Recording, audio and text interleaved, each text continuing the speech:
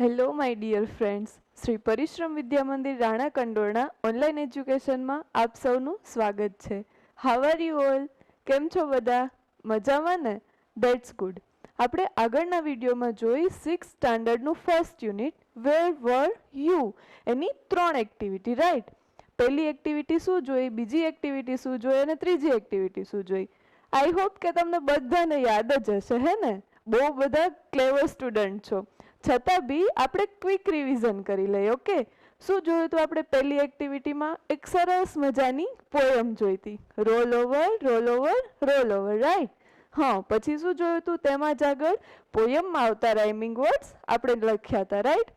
પછી જોઈતી એક્ટિવિટી 2. તો એક્ટિવિટી 2માં શું હતું તો કે એક પિક્ચર આપેલું હતું, એક ગાર્ડન હતું, તેની અંદર કેટલાક માણસો હતા, બાળકો હતા, એ કંઈક ને કંઈક પ્રવૃત્તિ કરતા હતા, કોઈ ક્યાંક હતું કોઈ ક્યાંક હતું. તો એની ઉપરથી આપણને જે ક્વેશ્ચન આપેલા હતા એના આન્સર લખ્યા, રાઈટ? આવી ગયું યાદ? પછી શું જોઈ એક્ટિવિટી 3. તો શું હતું એક્ટિવિટી 3માં તો કે બે પર્સન વચ્ચેના સંવાદ હતા, એકાબીજા વચ્ચેના સંવાદ હતા. એ સંવાદને આપણે સરસ રીતે સમજી લીધા હતા, હે ને? આવી ગયું ને બધાને પરફેક્ટલી યાદ? ગુડ. તો હવે આજે આપણે 6th સ્ટાન્ડર્ડનું first unit where were you Annie 4th activity જોવાની છે, રાઈટ? 4th અને 5th બે એક્ટિવિટી જોશું. તો પહેલા આપણે જોઈએ 4th એક્ટિવિટી. તો શું છે 4th એક્ટિવિટી? એક્ટિવિટી 4, જૂથમાં કામ કરો. તમારા જૂથના સભ્યોની હાજરીની વિગત નીચેના પત્રકમાં ભરો. આપણી જે 4th એક્ટિવિટી છે એક જોઈએ તો એ તો આપણે પ્રેઝન્ટ હોય બધા તો જ થઈ શકે, પણ આપણે બનતી ટ્રાય કરીએ કે આવી રીતે પણ તમને સરસ રીતે સમજાઈ જાય. ઓકે, તો આપણે ચોથી એક્ટિવિટીમાં શું કરવાનું છે કે જો તમે તમારી સ્કૂલમાં જાઓ તો તમારા જે ટીચર હોય એ એના હાજરી પત્રકમાં તમે હાજર હોવ તો શું લખે તમારા નામની સામે? હાજર, એટલે કે પ્રેઝન્ટનો P. અને જો તમે ગેરહાજર હોય તો શું લખે? એબસન્ટનો A, રાઈટ? એવી જ રીતે આપણને અહીંયા રાજેશ અને પ્રિયાના પ્રેઝન્ટ અને એબસન્ટના જે આપણને મસ્ટર્ડમાં લખેલું હોય તે આપણને હાજરી પત્રકમાં ક્યારે પ્રેઝન્ટ છે અને ક્યારે એબસન્ટ છે એ આપેલું છે, બરોબર? અને પછી અમુક વાક્યો આપણને લખવાના કીધા છે કે ક્વેશ્ચન આન્સર જે તમે કરો એ. અને પછી શું કીધું છે આપણને કે જે નીચે આપણી ટેક્સ્ટ બુકમાં નીચે ખાલી જગ્યા આપેલી છે ત્યાં તમારા બીજા જૂથના બાળકો એટલે કે બીજા ક્લાસના બાળકો અથવા તો તમારા જ ફ્રેન્ડ કે એ કયા દિવસે પ્રેઝન્ટ છે એબસન્ટ છે એ જે તમારા ટીચર હોય એ તમને અહીંયા નોટ કરી આપશે કે આ સ્ટુડન્ટ આ દિવસે પ્રેઝન્ટ છે, આ સ્ટુડન્ટ આ દિવસે એબસન્ટ છે. એના ઉપરથી કેટલાક ક્વેશ્ચન આન્સર જોવાના છે. ઓકે, તો આપણે જોઈએ કે પહેલા તો આ ચાર્ટ આખું જે ટેબલ છે એ શું કહે છે. ઓકે, તો અહીંયા આપણને ટેક્સ્ટ બુકમાં રાજેશ અને પ્રિયા બે સ્ટુડન્ટ એના નામ આપેલા છે અને મંડે ટુ સેટરડેના કયા દિવસે પ્રેઝન્ટ છે અને કયા દિવસે એબસન્ટ છે એની માહિતી આપેલી છે. ઓકે, તો જોઈએ રાજેશ છે એ મંડે, ટ્યુઝડે, વેનસડે, ફ્રાઈડે અને સેટરડે આટલા દિવસે પ્રેઝન્ટ હતો અને થર્સડેના એ એબસન્ટ છે. ઓકે, પછી પ્રિયા, તો પ્રિયા મંડે, ફ્રાઈડે અને સેટરડે 3 દિવસે પ્રેઝન્ટ હતી, બાકીના 3 દિવસ એબસન્ટ હતી. તો આટલી વિગત તમને ખબર પડી ગઈ. હવે જે તમારા ટીચર છે એ બીજા સ્ટુડન્ટની તો આપણે ધારી લઈએ કે 3-4 સ્ટુડન્ટ કોણ છે? નેહા, અલ્પા, રોહન અને ઝલક. અને ધારી લઈએ કે આટલા દિવસે પ્રેઝન્ટ હતા અને આ દિવસે એબસન્ટ હતા. તો જોઈએ નેહા મંડેના એબસન્ટ હતી, બાકી બધા દિવસે પ્રેઝન્ટ રહી, રાઈટ? પછી અલ્પા, તો અલ્પા વેનસડેના એબસન્ટ હતી, બાકી બધા દિવસે પ્રેઝન્ટ હતી. ઓકે, પછી જોઈએ રોહન, રોહન છે એ બધા દિવસે પ્રેઝન્ટ હતો. ક્લેવર સ્ટુડન્ટ હશે ને, ડેઈલી સ્કૂલે આવું ગમતું હશે એટલે બધા દિવસે પ્રેઝન્ટ હતો. પછી ઝલકનું જોઈએ તો ઝલક મંડે અને ટ્યુઝડે 2 દિવસ એબસન્ટ હતી અને 4 દિવસ પ્રેઝન્ટ હતી. ઓકે, આ જે આખું ટેબલ આપેલું છે એ કંઈ જ નથી, તમારું હાજરી પત્રક હોય ને એમાં સ્ટુડન્ટની હાજરી નોંધાયેલી હોય ને એવી જ રીતે નાનકડું આપણે અહીંયા ટેબલમાં લખી દીધું. ઓકે, તમારી ટેક્સ્ટ બુકમાં આટલું જ કરવાનું છે. હવે નીચે આપણે કેટલાક ક્વેશ્ચન આન્સર જોઈએ. તો શું છે ક્વેશ્ચન આન્સર? કઈ રીતના ક્વેશ્ચન આન્સર થઈ શકે તમે જ વિચારો કે આપણને આવું ટેબલ આપ્યું હોય ને કોઈ એમ કે ક્વેશ્ચન પૂછો તો ગુજરાતીમાં તો ફટાફટ બધાનો માઇન્ડ દોડે કે આ દિવસે તું પ્રેઝન્ટ હતો, આ દિવસે આ પ્રેઝન્ટ હશે, તું હતી આ દિવસે પ્રેઝન્ટ, હે ને?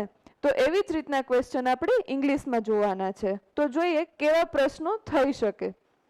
હવે નીચે જેવા પ્રશ્ન બનાવી ઉત્તર લખો. એમાં જોઈએ પહેલો question, where you present on મંડે?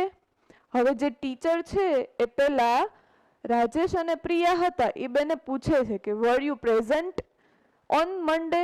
એટલે એમાંથી રાજેશ પ્રેઝન્ટ હતો એટલે રાજેશ શું આન્સર આપશે કે yes I was present on મંડે, કે હા હું સોમવારના દિવસે હાજર હતો. અહીંયા શું ક્વેશ્ચન પૂછ્યો હતો કે શું તું સોમવારે હાજર હતો? એટલે પેલો એમ કહે છે કે yes I was present on Monday. Okay, એવી જ રીતે બીજા પ્રશ્ન જોઈએ આપણે. આ એક પ્રશ્ન થઈ ગયો. હવે બીજા ક્વેશ્ચન જોઈએ. સેકન્ડ ક્વેશ્ચન શું છે? હુ વર એબ્સન્ટ ઓન મંડે? હવે એબ્સન્ટ કોણ હતું મંડેના દિવસે?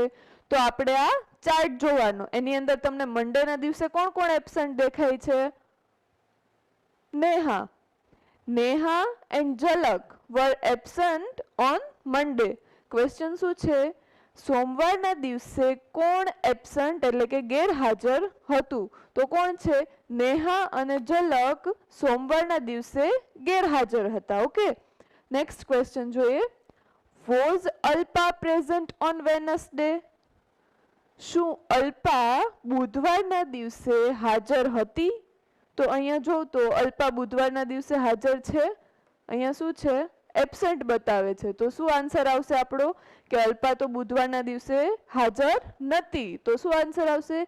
નો, Alpa was not present on Wednesday, કે નહીં અલ્પા બુધવારના દિવસે હાજર નથી. ફોર્થ ક્વેશ્ચન જોઈએ. હુ વર પ્રેઝન્ટ ઓન થર્સડે?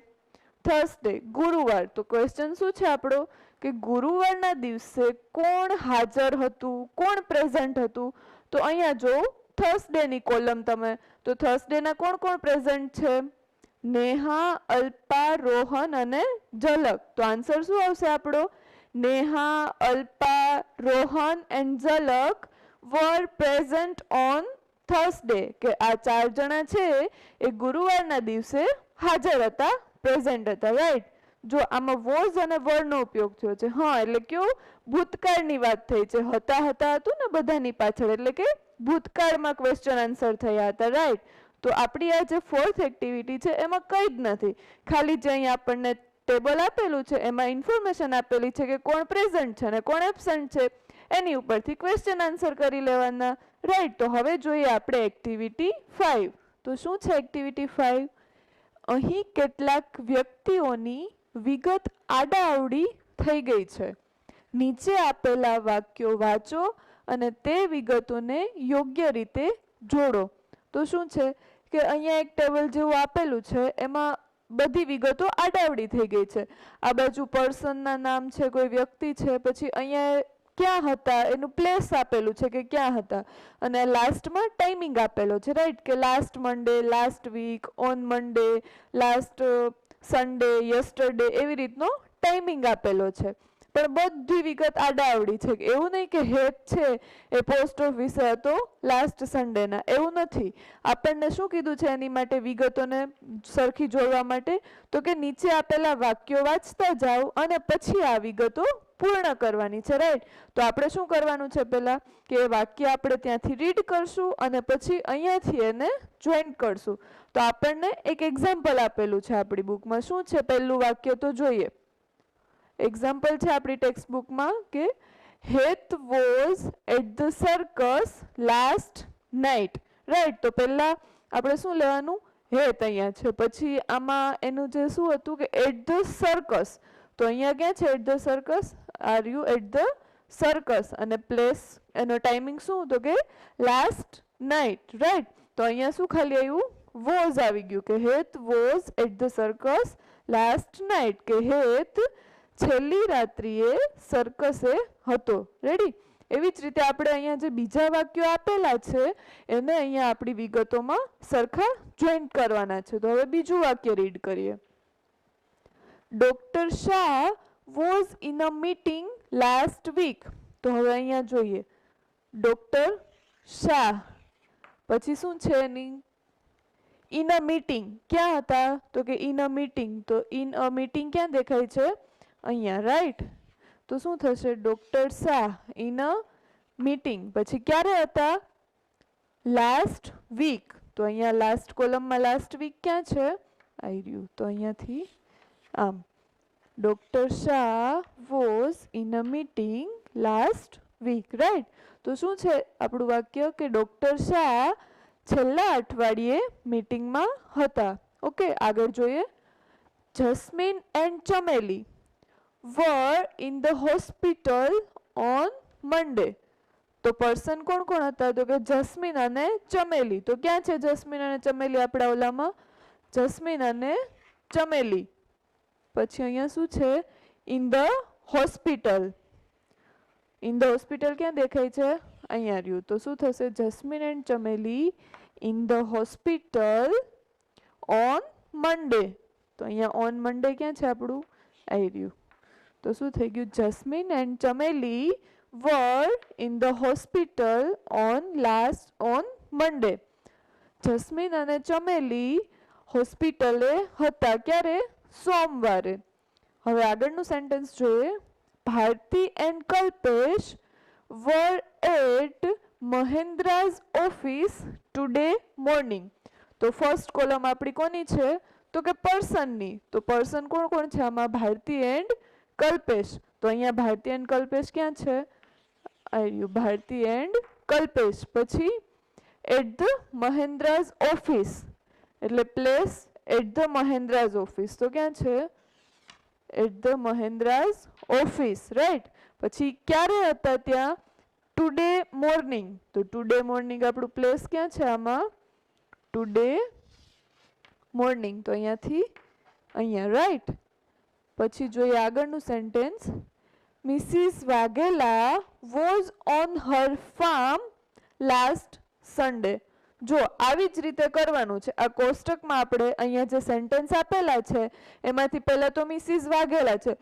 આ એટલે એક્ઝામ્પલ જોયા તમે એટલે ખબર પડી ગઈ કે કઈ રીતે કરવાનું છે. હવે આગળના જે સેન્ટેન્સ છે એ તમારે બધાએ જાતે કરવાના છે ઘરે. ઓકે તો જો હું તમને ખાલી ટૂંકમાં સમજાવી દઉં કે Mrs Vaghela was on her farm last Sunday. તો આપણી જે પહેલી કોલમ છે એમાંથી શું ગોતવાનું મિસિસ વાઘેલા.